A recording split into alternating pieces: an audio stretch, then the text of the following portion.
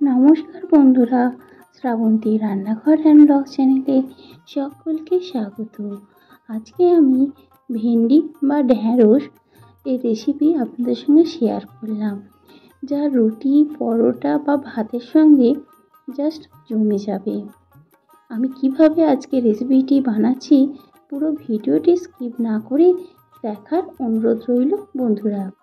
প্রথমে ঢ্যাঁড়সগুলো ভালোভাবে জলে ধুয়ে নিয়ে এইভাবে পিস করে কেটে নিতে হবে।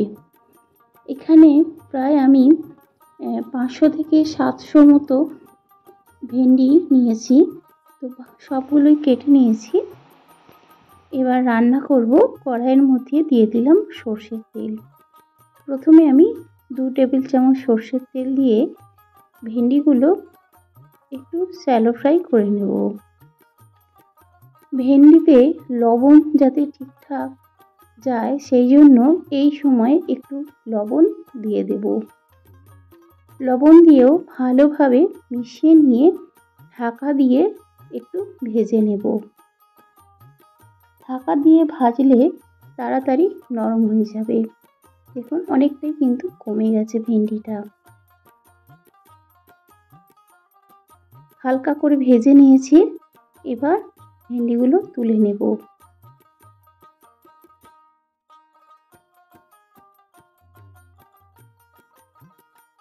ভেন্ডি সব তুলে নেবার পরে ওই কড়াইয়ের মধ্যে আরও একটু তেল দিয়ে দিলাম, প্রায় 2 চামচের মতো। তারপর দিয়ে দিলাম একটা শুকনো লঙ্কা ফাটিয়ে দিলাম, একটা তেজপাতা দিলাম। এবার দিয়ে দিলাম সামান্য একটু জিরে। এবার জিরে তেজপাতা একটু ভেজে নেবার পরে দিয়ে দিতে হবে কুচানো পেঁয়াজ। এখানে আমি 2টো মিডিয়াম সাইজের পেঁয়াজ দিয়েছি। পেঁয়াজটা ভেজে নিতে হবে।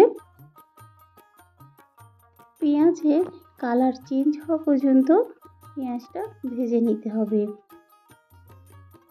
দেখুন বন্ধুরা, পেঁয়াজের কালারটা চেঞ্জ হয়ে গেছে। এই পর্যায়ে দিয়ে দিলাম আদা রসুনের পেস্ট, প্রায় বড় চামচের 1 চামচের মতো দিয়ে দিলাম। আদা রসুনের সঙ্গে কিন্তু কাঁচা লঙ্কারও পেস্ট করা আছে। মশলাটা একটু ভেজে নেওয়ার পরে দিয়ে দিলাম সামান্য একটু হলুদ গুঁড়ো, প্রায় 1/2 চামচের মতো দিলাম, আর 1/2 চামচ দিলাম কাশ্মীরি লাল লঙ্কার গুঁড়ো। আবারও ভালোভাবে মশলাটা কষিয়ে নিতে হবে। তেলটা আস্তে আস্তে কিন্তু ছেড়ে যাচ্ছে, মশলাটা কষানো ভালোভাবে হয়ে গেছে। এবার দিয়ে দেব ধনিয়া গুঁড়ো। এখানে আমি ধনিয়া গুঁড়ো দিয়ে দিলাম 1/2 চা চামচের মতো।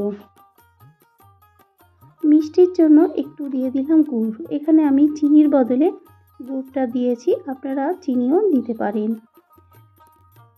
এবার সমস্ত মশলা ভালোভাবে কষিয়ে নিয়ে দিয়ে দেব জল ঝরানো টক দই। এখানে টক দই দিয়ে দিলাম প্রায় 1.5 চামচের মতো। এই পর্যায়ে গ্যাসের ফ্লেমটা কিন্তু লো রেখে দিয়েছি। তারপরে টক দইয়ের সঙ্গে মশলা ভালোভাবে মিশিয়ে নিতে হবে।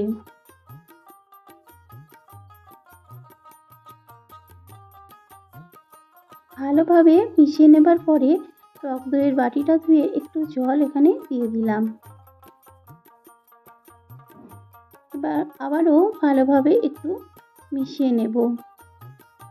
মশলা ভালোভাবে তৈরি হয়ে গেছে।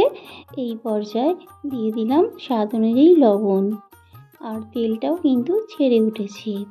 এবার ভেজে রাখা ভেন্ডিগুলো দিয়ে দিলাম। লবণের পরিমাণটা কিন্তু বুঝিয়ে দিতে হবে, কেননা যখন ভেন্ডি ভেজেছিলাম সেই সময় অল্প একটু লবণ দিয়েছিলাম।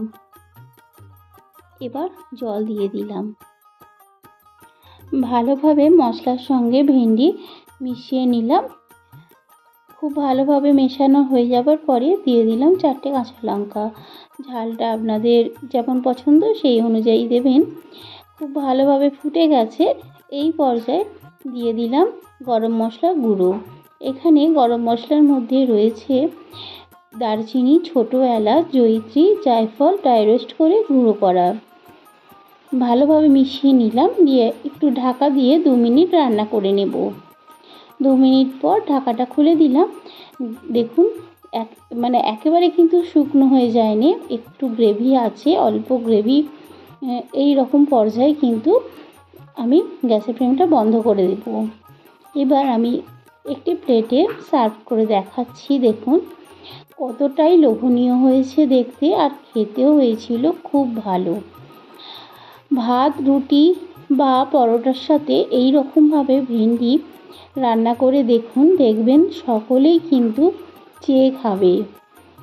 আজকের ভেন্ডি রেসিপি কেমন লেগেছে অবশ্যই কিন্তু কমেন্ট করে জানাবেন, লাইক করবেন, শেয়ার করবেন, এবং আপনি যদি নতুন বন্ধু থাকেন চ্যানেলটা সাবস্ক্রাইব করে পাশে থাকবেন। ভালো থাকবেন, সুস্থ থাকবেন। Thank you.